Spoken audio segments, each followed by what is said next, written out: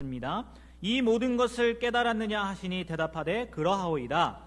예수께서 이르시되 그러므로 천국에 제자된 서기관마다 마치 새 것과 옛 것을 그 곳간에서 내오는 집주인과 같으니라. 예수께서 이 모든 비유를 마치신 후에 그곳을 떠나서 고향으로 돌아가사 그들의 회당에서 가르치시니 그들이 놀라 이르되 이 사람의 이 지혜와 이런 능력이 어디서 났느냐. 이는 그 목수의 아들이 아니냐. 그 어머니는 마리아, 그 형제들은 야고보, 요셉, 시몬, 유다라 하지 않느냐. 그 누이들은 다 우리와 함께 있지 아니하냐. 그런즉 이 사람의 이 모든 것이 어디서 났느냐 하고 예수를 배척한지라. 예수께서 그들에게 말씀하시되 선지자가 자기 고향과 자기 집 외에서는 존경을 받지 않음이 없느니라 하시고 그들이 믿지 않음으로 말미암아 거기서 많은 능력을 행하지 아니하시니라.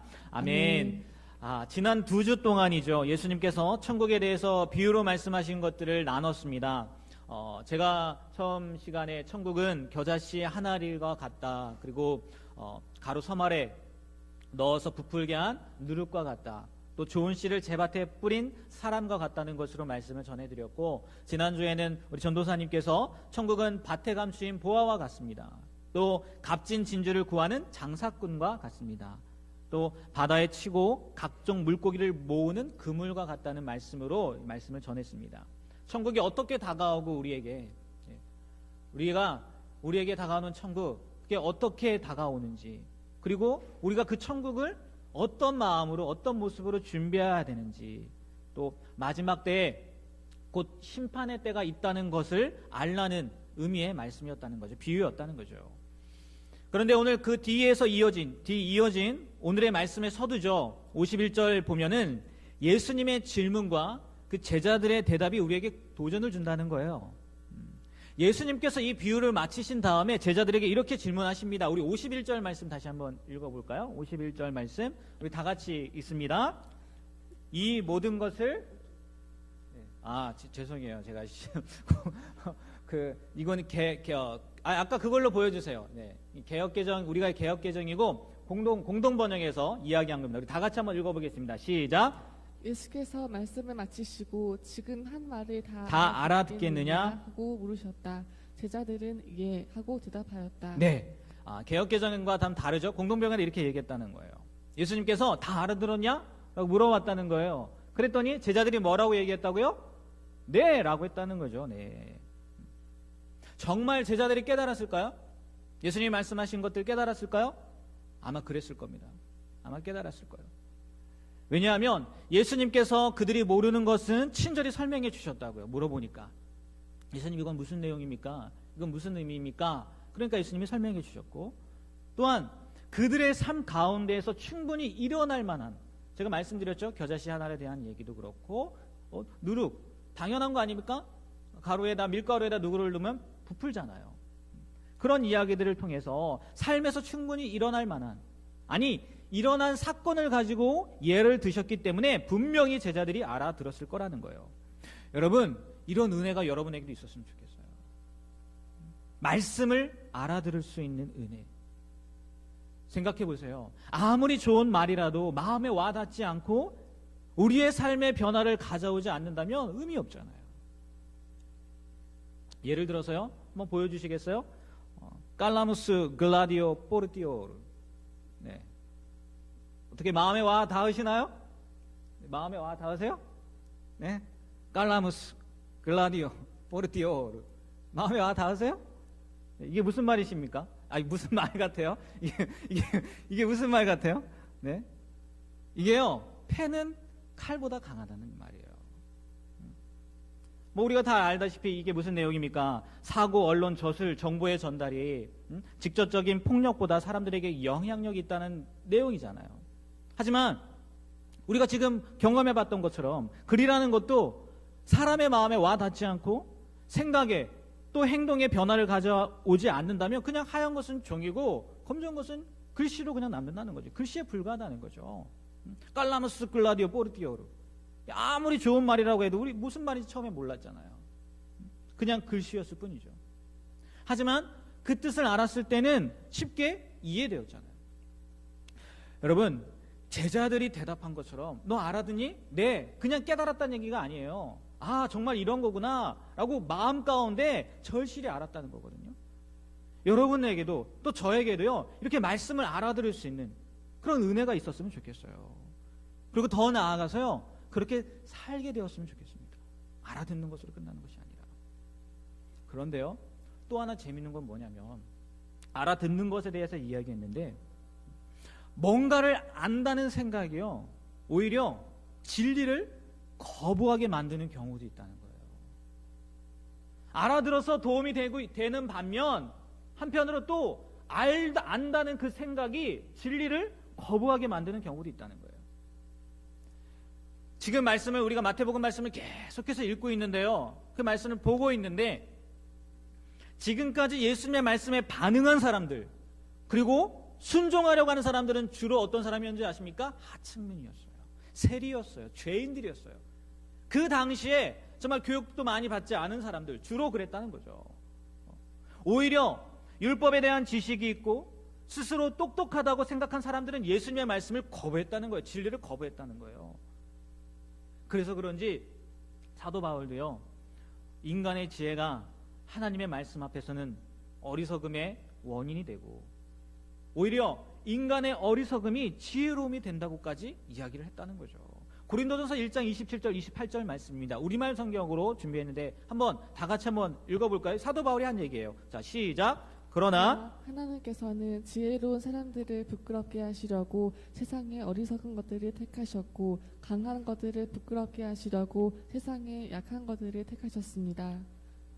또한 하나님께서는 잘난치 않은 것들을 없애시려고 세상의 천한 것들과 멸시받는 것들과 아무것도 아닌 것들을 택하셨습니다. 네, 하나님께서 오히려 어리석은 것들을, 것들이라고 해서 좀 그렇지만, 네, 어리석은 사람들을 택해서 그들을 세워주시고, 오히려 지혜롭다고 하는 사람, 잘난치 않은 사람들, 그 사람들을 내렸다는 거예요. 하나님이 그렇게 했다기보다는요, 아마 그들이 거부한 게 맞을 거예요. 거부한 게. 약간은 다르지만, 이거와 똑같지는 않지만, 오늘 말씀에서요, 우리가 오늘 읽은 이 말씀에서 예수님이 제자들과의 대화 후에 고향으로 가셔서 맞닥뜨린 일이 그랬다는 거예요. 55절 말씀 한번 보겠습니다. 55절 다 같이 있습니다. 시작. 이는 그 목수의 아들이 아니냐? 그 어머니는 마리아, 그 형제들은 야고보, 요셉, 시몬, 유다라 하지 않느냐? 예수님의 고향 사람들이 세상에서 말하는 지식과 학식이 있는 사람들, 바리새인들, 서기관들, 율법학자들, 이 사람들 아니에요. 예수님의 고향 사람들, 갈릴리 촌 사람들이라고요. 그런데 지금 그들이 이야기하는 거, 우리가 읽은 말씀은요, 그들이 알고 있는 것, 확실히 알고 있는 것을 쭉 나열한 거예요. 바로 예수님의 출신 배경과 가족 사항이에요. 잠깐 예수님의 가족 사항을 말씀드리면, 오늘 말씀으로만 보면 예수님은 적어도 6명의 동생들이 있었습니다. 일단 남자 동생들은 야고보, 요셉, 시몬, 유다, 예수님의 동생이었어요. 이렇게 4명이었고, 여자 동생들도 있었는데 몇 명인지 정확하게 나오진 않지만 최소한 2명 이상이었던 것 같아요. 56절에 보니까 누이들이라고 나온 걸 보니까 한 명은 아니잖아요. 게다가 예수님의 육신의 아버지는 누굽니까? 요셉이에요. 목수였죠. 우리가 잘 알다시피. 그러게요. 어쩌면 이 예수님의 고향 사람들이 한 이야기가요, 아니 그들의 판단이요, 명확하고 정확했다는 거죠. 그러니까 그들이 아는 한 예수님은 모르겠어요. 지혜와 능력이 남다를지는 모르겠지만 자기들과 똑같은 사람이라는 거죠. 목수의 아들이라는 거죠. 조금 특별하긴 하겠지만 언감생신, 하나님의 아들? 메시아? 말도 안 되는 소리였다는 거죠. 뭐 이런 생각은요, 저라도 마찬가지였을 것 같아요. 생각해보세요. 갑자기 제 동생이 나타나가지고요, 자기가 하나님이 보내신 구원자라고 이야기를 하고 있어요. 제가 아마 그럴 거예요. 야, 네가 제 동생이 여자거든요. 야, 네가 장길자냐? 하나님 어머니야? 이럴 거라는 얘기죠. 미쳤다고 하지 않겠어요? 갑자기 나타나서 자기가 메시아래요. 당연히 그럴 거 아닙니까? 그래서요, 처음에 예수님의 동생들과 가족들, 이웃 사람들뿐만이 아니라 예수님의 동생들과 가족들도 예수님을 미친 사람 취급했습니다. 이 이야기는요, 복음서를 처음 기록한 마가를 통해서 기록하고 있어요. 보여주고 있어요. 마가복음 3장 21절입니다. 한번 읽어보겠습니다. 예수의 가족들은 예수가 미쳤다는 소문을 듣고서 예수를 붙잡으러 찾아다녔습니다. 미쳤나 안 미쳤나 확인하는 차원이 아니라 미친 것으로 간주하고 찾으러 다녔다는 거예요. 물론 나중에 예수님께서 부활하신 후 그들이 예수님을 만난 다음에는요 180도 바뀝니다. 그래서 우리가 보고 있는 이 신약 성경에 있는 야고보서 있지 않습니까? 그 야고보서와 유다서가 예수님의 동생 야고보와 유다가 기록한 거라고 많이 얘기해요. 또 사도행전 15장을 보면요, 이방인의 구원 문제에 대해서 예루살렘에서 회의가 열립니다. 그때 베드로, 예수님의 수제자인 베드로와 거의 동등한 위치라고 해야 되나요? 어쩌면 그 위일 수도 있을 것 같아요. 그런데 그 위치에서 그런 발언권을 가지고 조리 있게 이야기한 사람이 나오는데 그 사람이 바로 야고보예요. 야고보. 이 야고보가 누구라고요? 예수님의 동생 야고보라는 거죠. 그래서 예수님의 동생 야고보가 초대교회 지도자 중 한 사람이었다고 이야기하기도 한다는 거죠. 하지만 이건 나중 일이고 오늘 말씀에서 예수님의 동네 사람들뿐만이 아니라 예수님의 가족들도 마찬가지죠. 처음에는 예수님을 배척했다는 거죠. 미친 사람 취급했다는 거죠. 그래서 예수님이 오늘 13장 57절의 말씀을 보면 예수님께서 선지자가 자기 고향과 자기 집 외에서는 존경을 받지 않음이 없다라고 이야기를 했는데 이 얘기가 그 얘기거든요. 어디서나 존경을 받는 예언자도 자기 집과 고향에서는 존경을 받지 못한다고 예수님이 말씀하셨다는 거죠. 무슨 말씀인지 아마 이해가 되실 거예요. 쉽게 말해서 이거예요. 내가 너를 아는데 네 출신이 어떤지를 알고 너의 가족들이 어떤지 아는데 그 얘기라는 거죠. 여러분은 저를 잘 모르십니다. 그죠? 같이 살고 있지 않아서 몰라요. 하지만 저의 가족들은 저를 너무나 잘 압니다. 저의 아내도 그렇고 아이들도 그렇고 너무나 잘 안다는 거죠. 그래서요, 어떤 목사님의 사모님이 이랬대요. 제 아내는 아니라는 것을 꼭 아셔야 됩니다. 어떤 목사님의 사모님이에요. 이러셨다는 거예요. 설교하기 위해 그 목사님이 단위에 서 있을 때와 집에서의 모습이 너무나 다르니까 그 사모님이 목사님에게 그랬대요. 당신은 강단에서 이불 깔고 살으시라고. 왜? 거기서는 되게 거룩해 보이고 선해 보이고 사랑 많아 보이는데 집에서는 안 그런 거예요. 그러니까 강단에서 살으시라고 이랬다는 거예요. 정말 그런 것 같다는 거예요. 정말 그렇다는 거예요. 안다는 거죠. 내가 너를 안다는 거예요. 그런데 우리가 생각해야 될 거, 우리가 알아야 될 건 뭐냐? 사람은 겉모습만 봐서는 모른다는 거예요. 겉모습만 봐서는. 겉과 속이 완전히 다른 경우가 많다는 거죠. 굉장히 괜찮은 사람 같은데 내면은 엉망인 사람도 있고, 겉으로 봐서는 정말 아니올시다요, 저 사람은. 그런데 속이 진국인 사람도 있다는 거죠. 겉은 조폭 스타일인데 마음 씀씀이가 부드러운 사람도 있는가 하면, 반대로 외모는 부드러운 성품인데 외모는 부드러워 보이는데 성품이 거친 사람도 있다는 거죠. 세상엔 이렇게 참 여러 모양의 사람들이 있다는 거예요. 그런데요, 이 여러 모양이라는 것이 외모만 가지고 하는 이야기가 아니라는 거 아시잖아요. 어디에 있는 겁니까? 내면이라는 거죠. 내면. 사람의 특징은 그 외모보다 뭐가 더 좌우합니까? 내면이 더 좌우되잖아요. 외모는 그렇게 빨리 바뀌지 않아요. 물론 요즘은 외모도 빨리 바뀌긴 하지만 그렇지 않다는 거죠. 생각보다 내면은 빨리 바뀌기도 한다는 거예요. 이해하십니까? 우리가 생각하는 것보다 내면이 빨리 바뀐다는 거예요. 그 사람이 바뀔 수 있다는 거예요. 새 사람이 되는 게 가능하다는 거예요.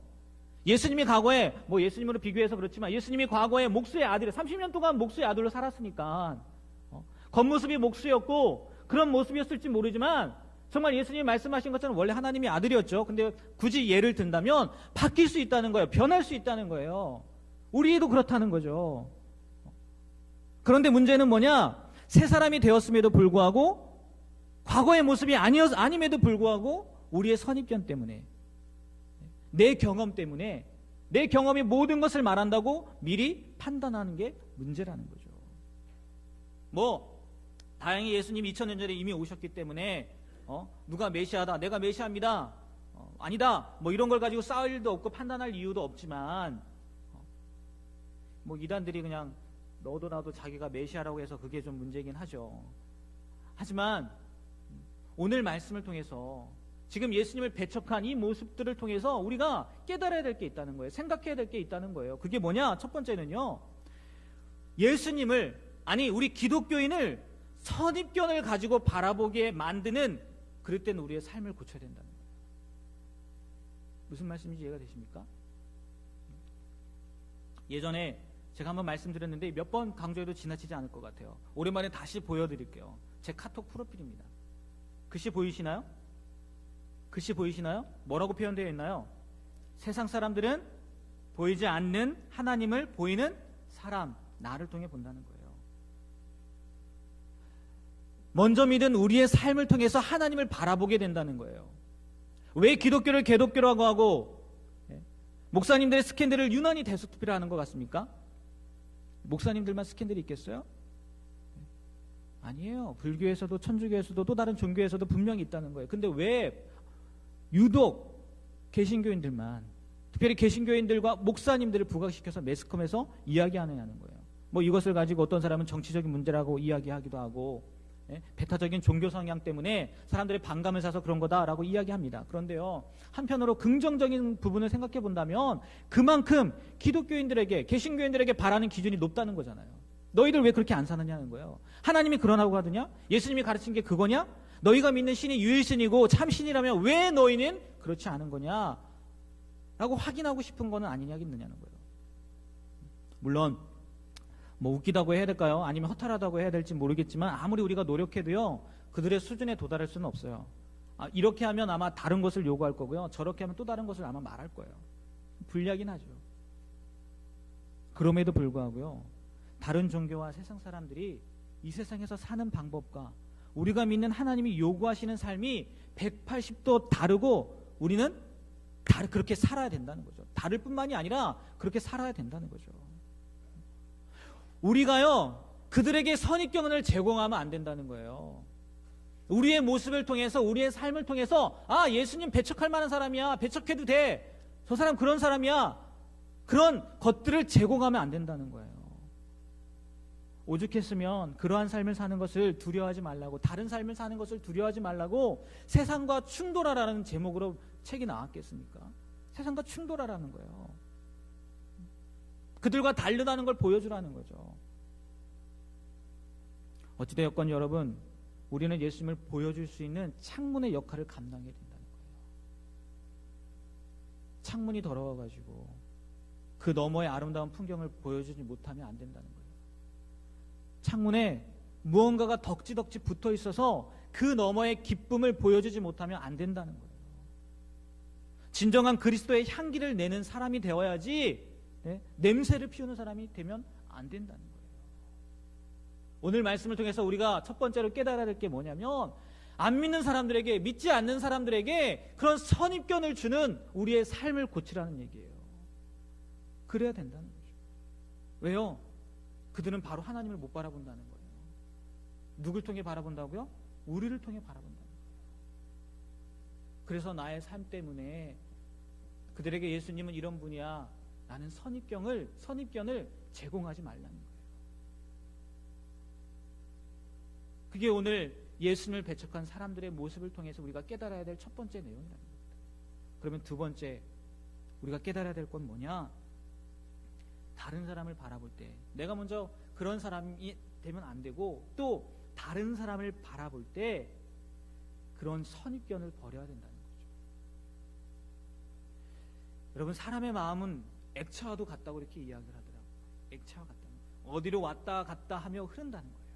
유동성이 있다는 거죠. 사람의 마음이 고체와 같다면 안 변할 거라는 거예요. 하지만 마음은 항상 어딘가로 흘러가고 담기는 그릇에 따라 모양이 달라진다는 거예요. 그래서 사람은 10번도 바뀔 수 있고 100번도 바뀔 수 있다는 거죠. 그렇기 때문에요, 어떤 사람에 대해서 저 사람 나쁘다 라고 말하면 안 된다는 거예요. 굳이 말하고 싶다면 현재 상태만을 정확하게 짚어가지고 지금은 나쁘다라고 이야기해야 된다. 언젠가 좋아질 수 있다고 해도 지금은 나쁜 건 나쁜 거니까. 반대로 저 사람은 좋은 사람이야 하는 것도 조심해야 된다는 거예요. 차라리 뭐라고요? 지금은 좋다. 그러나 모른다. 혹은 좋을 때도 있어 라고 말하는 게 낫다는 거죠. 참 정 떨어지는 표현 같기는 해요. 뭐 그리고 이런 말을 하는 사람도 뭐 없는 것도 사실입니다. 하지만 솔직히 그렇다는 거예요. 솔직히 그렇다는 거예요. 사람은, 특히 그 마음은 언제 어떻게 변할지 모르기 때문이라는 거죠. 사랑해서 만났는데 나중에 원수가 돼서 이혼하는 경우가 허다하잖아요. 처음에 사랑해서 만났어요. 그럼 계속 가야 되잖아요. 근데 왜 나중에 원수가 돼서 이혼합니까? 그러니까 우리가요, 섣불리 판단할 수 없다는 거예요. 단정적으로 누군가를 이렇다 저렇다 평가하는 것은요, 위험한 일이라는 거예요. 왜요? 우리의 마음은 늘 왔다 갔다 하기 때문에 그렇다는 거죠. 그래서 지금은 나쁘지만 언젠가는 좋아질 수도 있고, 또 지금은 좋지만 언젠가는 나빠질 수도 있다는 거죠. 그렇게 알 수 없는 게 인간의 마음이라는 거예요. 여러분 자신의 모습만 봐도 그러지 않습니까? 다른 사람 비교할 거 없어요. 여러분 자신의 모습만 봐도 그러지 않아요? 저도 그렇습니다. 저도. 뭐 예배에 오셨으니까 신앙적인 이야기를 한다면, 여러분 그래도 많이 좋아지지 않으셨습니까? 예전엔 청년부 예배가 뭡니까? 주일에 예배 나오는 것도 부모님이 가라고 해야 나왔는데, 그래도 지금은 시간이 되니까 가야지 하고 나오게 되고, 어떤 분은 봉사까지 하게 되고 많이 바뀌었잖아요. 이건 좋은 쪽으로 바뀐 거고, 또 어떤 분은 예전에는 정말 헌신하고 봉사하고 수고하고 그랬는데 지금은 주일 예배 오는 거에 급급한 사람도 있잖아요. 바뀐다니까요. 변한다니까요. 만약 사람들이 우리의 지금 모습만을 보고 모든 것에 결론을 내려버린다면, 어떻게 보면 우리는 바뀔 기회조차도 잃어버리게 되는 거죠. 특별히 좋은 쪽으로, 나쁜 쪽이 아니라.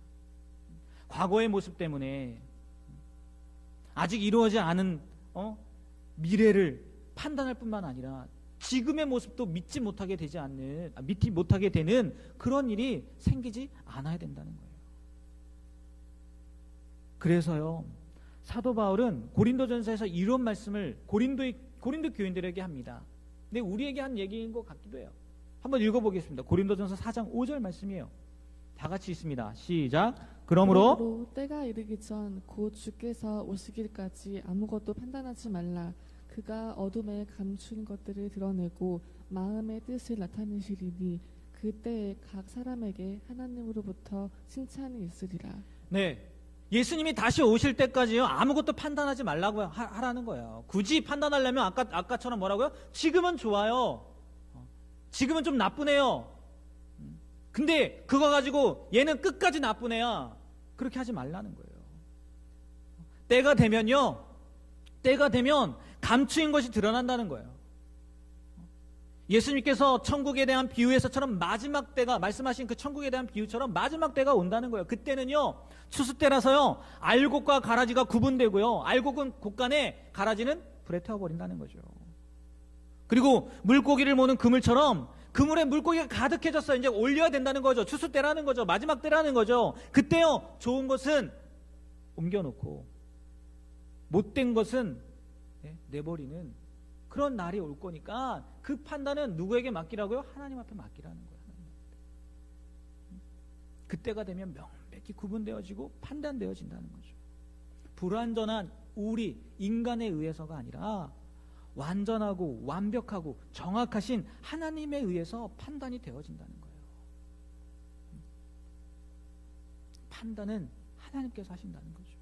우리의 선입관 때문에, 아니면 과거의 경험 때문에 지금 섣불리 판단하고 미래까지도 미리 결론을 내는 실수를 범하지 않아야 된다는 거예요. 여러분, 인생을 살면서도 경험하게 되고 듣게 되는 것이, 과거에는 저 사람 정말 개차반처럼 살았는데 나중에는 사람 되었다는 얘기 많이 듣지 않았나요? 쟤는 정말 뭐가 될까 생각했는데 나중에 정말 괜찮은 사람이 되었다는 얘기 듣지 않아요? 여러분, 틀림없이 변할 수 있습니다. 사람은. 그것도요, 좋게 변할 수 있어요. 나쁘게 변하는 건 아예 생각하지 말자고요. 좋게 변할 수 있다는 거예요. 그러니까요, 과거의 나쁜 기억이나 경험이 있다고 해서 지금도 그럴 거라고 선입견을 갖고 바라보지 않으셨으면 좋겠어요. 과거의 목수의 아들이었으니까 넌 하나님의 아들이 아니야, 이런 실수를 범하지 않으셨으면 좋겠어요. 과거에 네가 이런 삶을 살았으니까 지금도 아니야, 그리고 앞으로 미래도 그렇게 될 수 없어 라고 미리 판단하지 않으셨으면 좋겠다는 거예요. 예수님처럼요, 끝까지 신뢰함으로요 기다려줄 수 있는 사람들이 되었으면 좋겠어요. 특별히 끝까지 사랑할 수 있는 우리가 되었으면 좋겠어요. 사랑할 수 있는 우리. 동영상 하나 보고 제가 말씀을 마무리하겠습니다. 한 번쯤 이 동영상을 보셨을 것 같기는 해요. 준비됐나요? 네, 한번 보도록 하겠습니다. 범죄자, 알코올 중독자, 사회적 부정자의 숫자.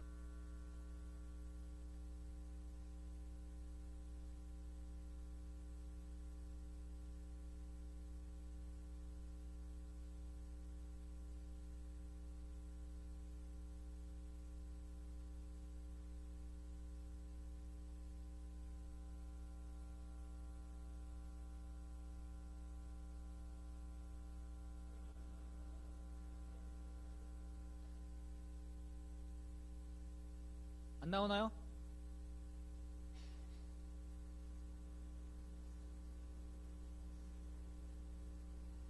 나오나요? 안 나오나요? 소리 안 나와요? 안 나와요? 그럼 설명해드리고 마칠게요.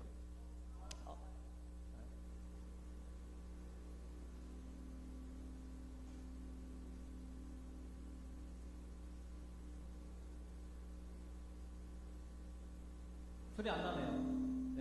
이 동영상이 뭐냐면 나중에 찾아보십시오. 회복 탄력성이란 주제로요, 김주환 교수님이라는 분이 강의를 한 내용이에요. 근데 여기 한 섬이 나오지 않습니까? 하와이의 한 섬이에요. 아우이카인가 그 섬인데요.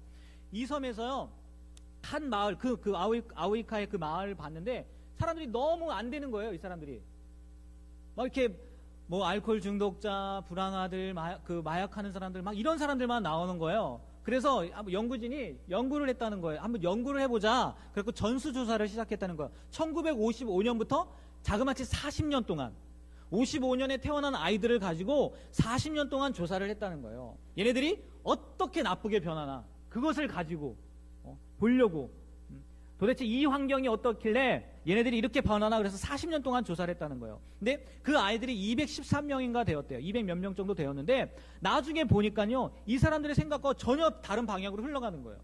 다 나쁘게 돼야 되는데 3분의 1이 오히려 잘 되는 거예요.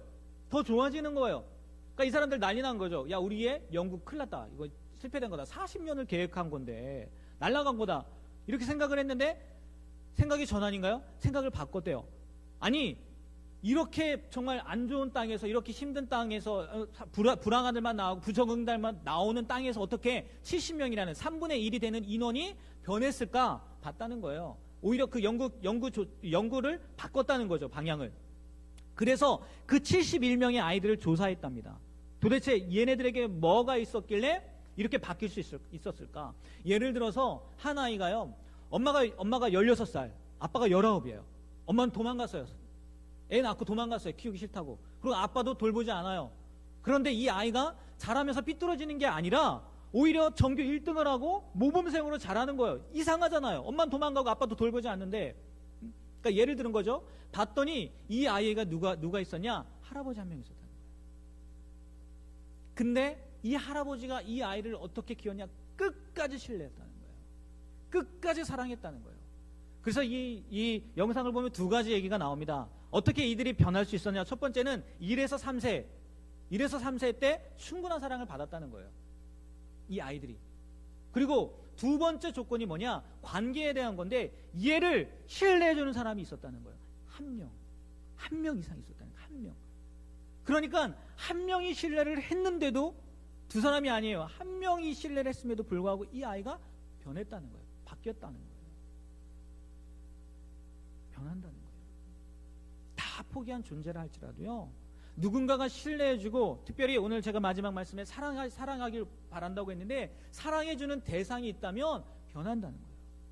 근데 우리는 선입견을 가지고 예수님의 마을 사람들이 예수님을 바라봤던 것처럼, 너 목수였잖아, 목수의 아들이었잖아, 조금 똑똑해졌다고, 좀 능력이 있다고, 네가 하나님의 아들이야?